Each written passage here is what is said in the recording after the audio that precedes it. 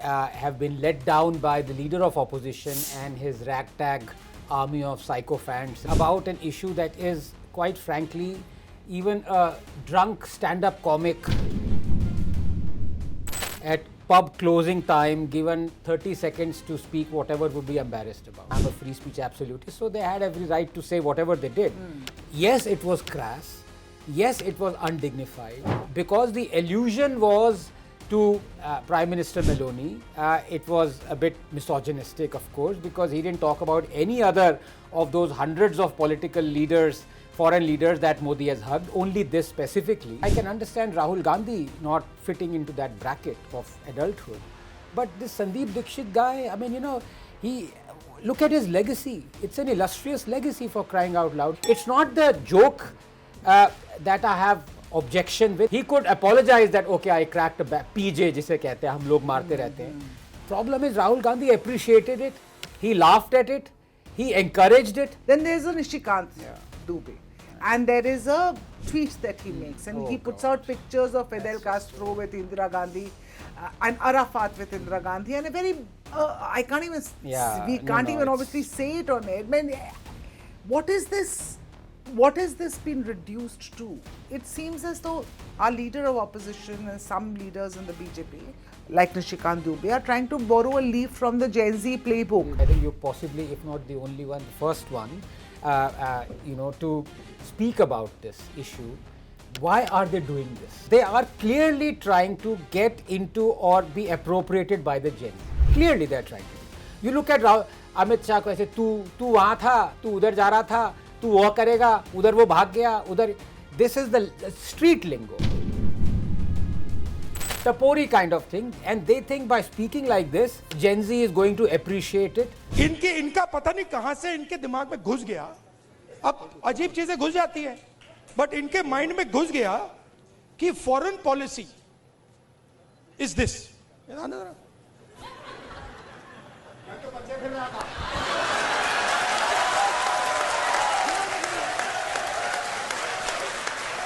अब पता नहीं किसने डाला, कहां से घुसा कि भाई फॉरेन पॉलिसी का मतलब imagine the ignorance. Foreign policy. एक चीज पूछ सकता हूं? हाँ. मेलनी समझ के तो नहीं पकड़ा था?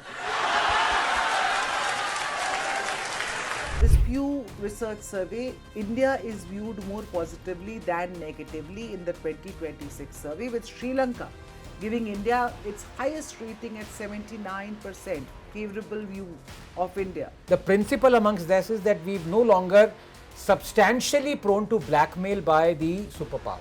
I mean America, I mean a lot of countries in Europe, when they say after Ukraine war started, Russian oil mat lo, हमने कहा तू अपना काम कर यार, हम जो ले रहे हैं वो लेंगे. We still can be punched about, we still can be bullied, unlike China that is out-bullying the bully. But at least we started on that growth, you know, and that is to do with Narendra Modi's foreign policy. तभी तो मुझे ये मजाक लग रहा है जो ये कह रहा है hug diplomacy या जो भी नाम है.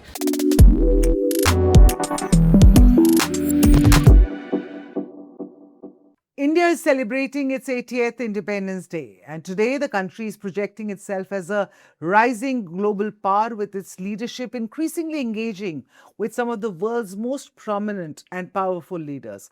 And in the middle of this, there is a viral video of Rahul Gandhi joking about Prime Minister Modi's famous hugs with world leaders.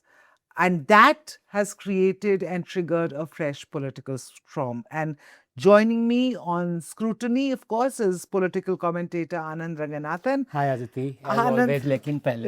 Yes. Let's begin with the hug, because nowadays apparently hugs are the way that our diplomacy Although neither of us are diplomats in any sense of the word. Everybody is a diplomat. Achha. You know, politically correct people. But as I say, diplomacy is the art of convincing the journalist that you're right. Yes. And some people do it better than others, but nevertheless, let's come back to this.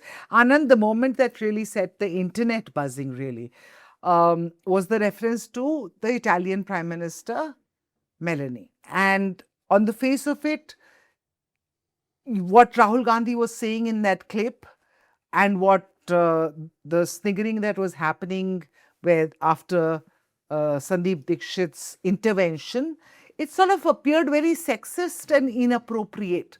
How do you what's your reaction to that? First of all, thank you as always for having me, Aditi. No, look, I mean, I think it's strange on the eve of, as you put it correctly, on the eve of our Independence Day, when we should be talking about so many other issues.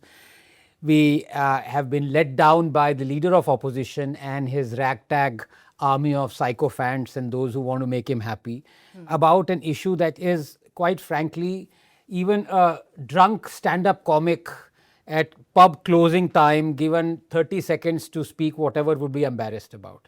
These guys don't even realize that they have their own families, their children, their spouses. They're watching them. Forget about the citizens of India watching them. They would be embarrassed about what these guys are doing. Why? Of course, it's freedom of speech, and I'm a free speech absolutist, so they had every right to say whatever they did. Yes, it was crass. Yes, it was undignified. Yes, it was because the allusion was to Prime Minister Meloni. It was a bit misogynistic, of course, because he didn't talk about any other of those hundreds of political leaders, foreign leaders that Modi has hugged, only this specifically. So there were insinuations, of course there were. It's just so crass. I just feel, I pity them. What are they doing? They are adults. I mean, I can understand Rahul Gandhi not fitting into that bracket of adulthood. But this Sandeep Dixit guy, I mean, look at his legacy. It's an illustrious legacy, for crying out loud. His mother was one of, fantastic chief ministers who made Delhi what it is today in very large measure. She was respected cutting across political spectrum. And here he is making such crass jokes just to be in the good books of a guy. It's not the joke that I have objection with. As I said, I'm a free speech absolutist, and he could apologize that, okay, I cracked a PJ, जिसे कहते हैं हम लोग मारते रहते हैं. Problem is Rahul Gandhi appreciated it. He laughed at it. He encouraged it. And then it, basically what followed was throes of laughter and applause. So you are appreciating something that is crass. So what I'm saying is, दूसरी बात ये है कि आप joke भी मार दो, कुछ उसमें एलिमेंट ऑफ फैक्ट्स हो जो आप कह रहे हैं. मतलब he is reduced Modi's foreign policy to, in his opinion, is just hugging people. Nothing could be further from the truth. You yourself know. And we'll come to that bit by bit. We'll analyze this.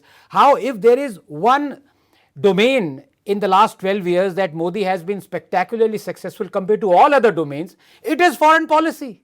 And we will talk about foreign policy, but I just want to come to a response from, let's say, the BJP's response to it. I mean, BJP, the official response obviously was, you slam Rahul Gandhi, you call his comments and what Sandeep Dixit said as misogynistic. But then there's a Nishikant Dubey, and there is a tweet that he makes, and he puts out pictures of Fidel Castro with Indira Gandhi and Arafat with Indira Gandhi, and a very I can't even we can't even obviously say it on air. Man, what is this? What has this been reduced to? It's been reduced to race to the bottom. And you can say that Congress started it, but then you are then following the action reaction thing. Just because only violent people are provoked into violence, only stupid people are provoked into responding with stupidity. You can respond, you can have a measured response, which I think some BJP leaders did. You can condemn the statement. But then I think Nishikant ji has been made into a fall guy for a long time. He's been forced to apologize for 3 or 4 other things that he really crazy statements that he's made. So I think the file falls on his desk. Yaar, ye bol do. It's not just the fact that he tweeted out the picture of Indira. That still is fine, because that then rebuts Rahul Gandhi's assertion that foreign policy is to do with hugs. Hugging. Look, your leaders, our past prime ministers are also doing it. लेकिन उसके नीचे क्या लिखा है यार? मतलब कुछ तो सोच लो भाई. So, it's just, as you said, even repeating it is puke-worthy. Puke-worthy. Yeah. And 2 wrongs really don't make a right. And that perhaps is something that the BJP needs to learn. But in any case, let's just talk about this new behavior, because I find this behavior completely despicable, which has come into our politics, and it seems as though our leader of opposition and some leaders in the BJP like Nishikant Dubey, are trying to borrow a leaf from the Gen Z ये playbook बस शुरू हो and गया, trying you're to right. reduce everything down. I mean, is this going to make you more appealing to the Gen Z? And even if it is, does it behove you? You're not Gen Z, you're a Yeah. white-haired politician. Yeah. So this is where, and thank you for mentioning it. I think you're possibly, if not the only one, the first one, to speak about this issue. Why are they doing this? Yeah. It's not just any abuse, it's the way they are abusing, it's the style, It's the body language. it's the body language. Rahul Gandhi on the stage. And it's not, as you correctly, they are clearly trying to get into or be appropriated by the Gen Z. Clearly they are trying to do. You look at Amit Shah को ऐसे तू वहाँ था, तू उधर जा रहा था, तू वो करेगा, उधर वो भाग गया, उधर. This is the street lingo, tapori kind of thing, and they think by speaking like this, Gen Z is going to appreciate it. Some of them might, but this is basically judging the intelligence of the Gen Z. So you're basically patronizing them, in one sense, which is horrible. Secondly, you look at the body language of Rahul Gandhi. अभी recently 2-3 video में that teapot pose, ऐसे खड़ा है. मतलब ये entitlement भाई क्या क्यों इतनी जैसे हिंदी में तड़ी जमा रहे हो, क्यों तड़ी जमा रहे हो यार? क्या मतलब 100 इलेक्शंस हारे हो इसलिए तड़ी आ गई तुम? I don't understand.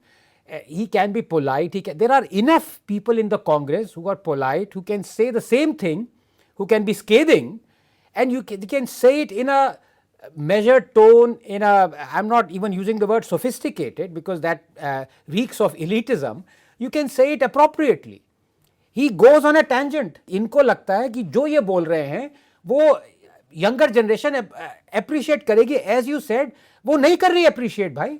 वो कह रही है don't patronize us, ये गाली गलौज की language हमें पसंद नहीं है. So वही कहता ना, the government was rightly cornered on multiple issues by the opposition, by the right wing, by everyone By in the Gen last Z. 2 months, by Gen Z. Yeah. Here comes Rahul Gandhi, who's completely, washed that out and given brownie points to Narendra Modi. And believe me, he's going to use it. So let me ask you this, the larger question, is this actually helping the opposition cause or the Congress cause, this kind of behavior? Or is it feeding into that entire conversation where BJP guys say, Rahul Gandhi is the best blessing to the BJP? Because is this going to help Narendra Modi and this government? Take a guess. जब राहुल गांधी को convict किया था Gujarat court में, मुझे लगता है वो lawyers BJP ने भेजे होंगे, भाई इसको निकालो यहाँ से. हमारा सबसे प्रेशियस आदमी अगर जेल में जाएगा तो हम जीतेंगे कैसे? No, but on a serious note, as I said, it's not just Rahul Gandhi, it's the people who are advising him. अब वो देखो पवन खेरा जो कि भाग गए थे कहीं पे, इधर फिर वापस आ गए हैं. Look at the antics of him. क्या आप कहना क्या चाह रहे हो? 56 इंच का छोटा बंदर. I mean, this entire thing, you're absolutely right. This street play, street act. Where is the responsible opposition? There are so many issues, trust me, where the right wing has cornered the government. All the opposition needed to do was to take it away. And, trust me, who kidnapped those issues? Who hijacked those issues? It's the Cockroach Janata Party. Yeah. Congress कर सकती थी, नहीं किया उन्होंने. क्योंकि सबके गिरमान में अगर आप झांकोगे तो वही प्रॉब्लम्स हैं. So the issue is that the opposition no longer represent us, Aditi. They represent themselves and this incestuous cabal of people who protect them, their own leaders. They want to change the government. They don't want to change the system. So since we're on the topic of India's global engagement, I want to talk about a new Pew Research Center survey on what the world actually thinks about India, and talk to you, Anand, about it. But viewers, overall, this Pew Research survey, India is viewed more positively than negatively in the 2026 survey, with Sri Lanka giving India its highest rating at 79% favorable view of India. But there are fault lines too. 91% in Pakistan, and frankly, no surprises there, view India unfavorably, while in the United States, opinion is almost evenly divided. Anand, 45% across 45% people across 36 countries surveyed have a positive opinion of India rather than a negative opinion of India. What does this, and Sri Lanka, 79%. So, what does this say to you about the foreign policy of this country, which obviously has just been ridiculed so misogynistically? I know. पहले तो मुझे ये बताइए कि जो वो 9% जो पाकिस्तान में इंडिया को फेवरेबली देखते हैं वो 7%. अच्छा 7%। 7%. धुरंधर बहुत घुसे हुए हैं। 7%. 2% is don't know हाँ, cards. जमालीज ने वहाँ पे काम, तो थैंक यू जमाली जी, आप जहाँ पे भी हैं आप बहुत अच्छा काम कर रहे हैं। 7% Pakistanis are viewing India favourably. वो 7% की बहुत ज़रूरत है इंडिया को, आपके देश को आपकी ज़रूरत है, if you know what I mean. No but look, India has always been a friendly country, and not just under Modi, even before that. There is a distinct difference though. For decades, ever since we were growing up, we saw India as before us, the generation, land of snake charmers, oh wonderful. Yeah. Our generation, soft power, culture, dance, Bollywood. Huh? Then came IT, outsourcing. That's right, yes. पर अगर आप किसी ने देखा है कि अगर आप ये सॉफ्ट पावर की रैंकिंग्स देखें, उसमें हम कहाँ आते हैं? प्रोजेक्ट तो हम कर रहे हैं, वी आर ट्रेमेंडस, उसमें हम 30-35 आते हैं। और उसमें टॉप वाले कौन आते हैं? जिनका कल्चर जो है 200 साल पुराना है। What does that tell you? That you are considered a good soft, strong soft power if you are a strong hard power. ये बात हमें 70-80 साल लग गए समझने में। क्यों? क्योंकि our politicians ever since independence did not take those hard, tough decisions that would have made us a hard power. We failed in that sense. तो हमने कहा चलो यार, जैसे वो let them eat cake वाला सीन हो गया था यहाँ पे। अब पिछले 10-12 साल में ये डिफरेंस आया है। तो पहले से हम we were seen favorably by a lot of nations. We are a very friendly country. We are not inward looking at all. We very our diaspora is a pride of the world. It takes our country further, introduces our country to a lot of other. So everything is going right. The difference is that now we've started to sneak up to the high table, demanding our place in it. अभी भी हम security council की seat पे नहीं है, जो नेहरू जी ने मना कर दिया था वो अलग बात है. But the fact of the matter is that has become kind of irrelevant now. What is relevant is India becoming a hard power? And the answer is unequivocal no. I'm sorry, yes. Unequivocal yes. You can see a lot of other reasons why I'm saying this. The principle amongst this is that we've no longer substantially prone to blackmail by the superpowers. I mean America, I mean a lot of countries in Europe, when they say after Ukraine war started, Russian oil mat lo, हमने कहा तू अपना काम कर यार, हम जो ले रहे हैं वो लेंगे. We continue to buy Russian oil. We saved $26 billion in the last 3 years by buying Russian oil as opposed to Saudi oil. Saudis were so miffed that they went and did a pact with Pakistan. If you're attacked, we'll attack you. वो तो पता नहीं कहाँ है वो pact. But the fact is, we are no longer prone to the extensive blackmail. We still can be punched about. We still can be bullied. Unlike China, that is outbullying the bully. But at least we started on that growth, And that is to do with Narendra Modi's foreign policy. तभी तो मुझे ये मजाक लग रहा है जो ये कह रहा है हग डिप्लोमेसी या जो भी नाम है, भाई अपने शशि थरूर को ही सुन ले तू. वो कह रहा है foreign policy of Modi has succeeded where most had failed. You look at the Middle East, he says one of the successes of Narendra Modi is in the Middle East, and that's so important. 82% of our oil comes from there. You see what has happened during the Hormuz blockade. You see how India has very carefully maneuvered the entire minefield, so to say. That is because of our foreign policy. You look at our policy, vis-a-vis Pakistan. It is 180 degrees different from a marked departure from Congress's foreign policy. 26/11 के बाद तो जब हमारा IAF chief कह रहे थे कि भाई अटैक करो, हमने कहा नहीं हम नहीं अटैक करेंगे, न्यूक्लियर डॉक्ट्रिन ले आए. अब वो न्यूक्लियर डॉक्ट्रिन को बिन में फेंक दिया मोदी ने 4 बार उन पे अटैक करके, सर्जिकल स्ट्राइक करके. Fact of the matter is Indus water treaty को लाइए. ये सब क्या बताता है? ये बताता है कि we are starting to now stand up and walk proudly because of the foreign policy and flex. तो यार फैक्ट आपको, I will be the first one support Rahul Gandhi. I will even hug him if he is right on facts and he goes with his humor. Why shouldn't anyone? Government should be criticized.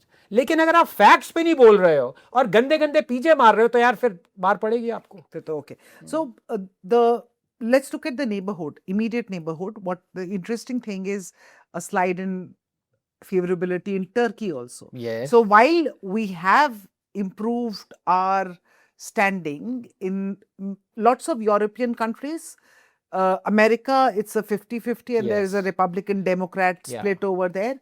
But as far as the immediate neighborhood is concerned, we've not really lived up, been able to be friendly with the entire neighborhood. We have problems with China. Pakistan obviously is a decided problem. Bangladesh has also become a problem. We had problems with Maldives. As far as a regional player, do you think we've been able to do enough? And where do we go from here? See, it's a very tightrope walk. Whether we should be enamored by if people think of us as friendly or they think of us not as enemies but adversaries, but they continue to trade with us. In other words, are we indispensable? China is indispensable right now. If a similar survey would be done, China would fare much lower than people don't like China. Look at America. But they don't have an option.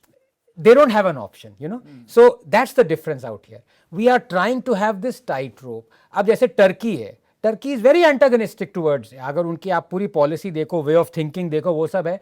हमने कभी adversary we have never commented negatively on Turkey publicly. We've never said wrong things about even Iran during the war. You just cancelled the contracts of Chile. Fine, but usme bhi there is a kind of an... But rightly so. Yes. I'm not saying that it was a wrong decision. So, absolutely. We know our place in the world. Perhaps, I used to get very angry when I say, yaar, why doesn't Modi respond in kind to these jibes, horrible jibes of Trump when he says dead economy and whoever the hell you are, this, that. फिर मुझे लोगों ने समझाया कि मैंने कहा यार हो सकता है हमारी अभी सिचुएशन वो नहीं आई है. I would have acted differently. But I can understand that position. I think Modi understands he is walking this extremely tight rope that prime ministers before him have walked. It's not that Manmohan Singh would have said openly whatever was in his mind. Absolutely. It's he was actually even more circumspect than Modi is. The fact of the matter is, Pakistan को जो उनको कहना चाहिए था वो भी शर्म Sheikh agreement देख लो आप. We basically capitulated. Fact is, क्या हमारी अभी foreign policy is it balanced enough to show the world that we are neither your Jappi wale friends nor your enemies. We are confident of our place in the world. The answer is yes.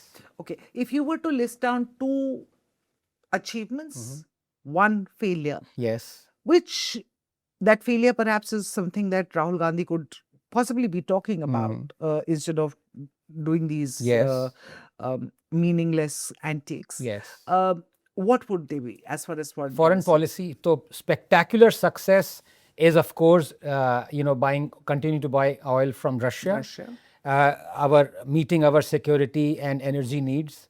The other is Pakistan, making it completely irrelevant. It doesn't matter to us. Attacking it when we want to, putting the Indus Water Treaty up there. So Pakistan and Russia are tremendous successes. The failure is, I think, dealing with China. Not because I disagree with what our military chiefs are saying that not even an inch of land has been given. I believe them more than I believe any politician. But the fact is, you look at our trade deficit. China was the one that destroyed our economy through COVID. China was the one that killed our Jawans. If at all there was a point where we could have actually reduced the trade deficit, opened our own supply chains, taken things away, detached ourselves from this Chinese hegemony that forces us to buy Chinese goods, day upon day, the trade deficit is $112 billion. पर उसमें problem क्या है ना कि opposition भी मेरे साथ नहीं है. Because if the trade deficit with China has increased by 300% under Modi, it increased by 3,600% under Manmohan Singh. It was $1 billion in 2004. It was $37 billion in 2014.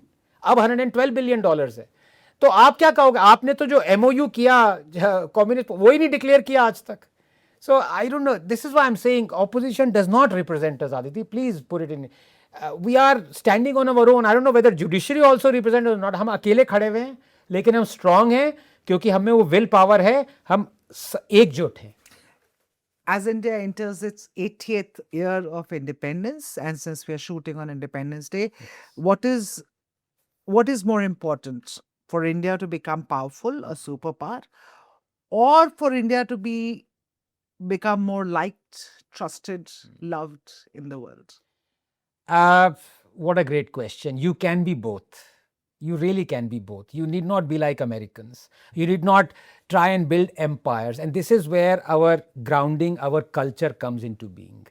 You look at the Cholas, you look at our erstwhile empires. We never tried to beat down or annihilate any foreign civilization, any foreign culture. We never, indigenous races. They assimilated us. You look at the East Asia, you look at things in the West.